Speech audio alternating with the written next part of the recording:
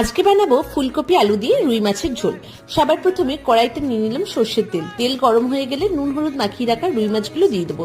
মাছের দুটো দিকই ভালো করে কড়া করে ভেজে নিতে হবে। মাছগুলো ভাজা হয়ে গেলে তারপরে ওই ভাজা তেলের মধ্যেই আমরা দিয়ে দেবো কেটে রাখা আলু।